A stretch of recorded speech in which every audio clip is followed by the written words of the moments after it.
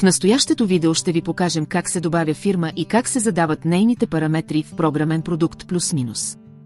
Всички работни фирми и техните параметри се добавят от екран фирми, който се извежда след стартиране на програмен продукт плюс-минус. Нова работна фирма се създава чрез бутон «Добави». Въвежда се наименованието на фирмата. Фирмата се добавя в списъка с бутон «Добре» или клавиш Enter. Следващата стъпка е да се въведат параметрите на новосъздадената фирма. Маркира се името и се избира бутон «Промени». В раздел «Основни» се въвеждат основните данни за фирмата.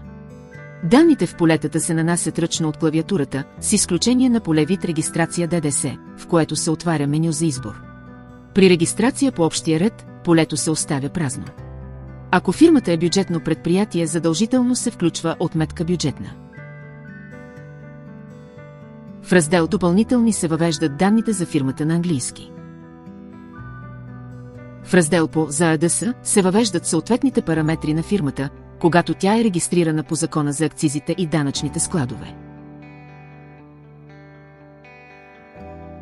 В раздел «Банкови сметки» се въвежда информация за банковите сметки на фирмата. В раздел NAP API се въвеждат настройки за изпращане на данни към системата на NAP. Параметрите се записват с бутон «Запиши». Ако е необходимо да се направи редакция на въведените параметри, от списъка се маркира фирмата и се избира бутон «Промени». Всички параметри могат да бъдат променени.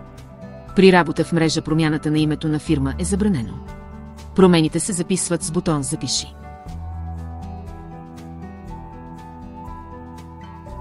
За бързо откриване на фирма може да се използва полето за търсене.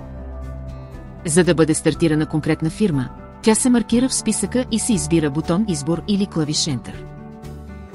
За да се стартира отново екранът с фирми, се избира меню «Операции» – избор на фирма. За да бъде изтрита фирма и всички въведени данни в нея, е необходимо да се маркира в списъка и да се избере бутон «Изтри». Преди да бъде изтрита фирмата, е задължително да бъде направен архив. Изтриването е възможно единствено в локална версия.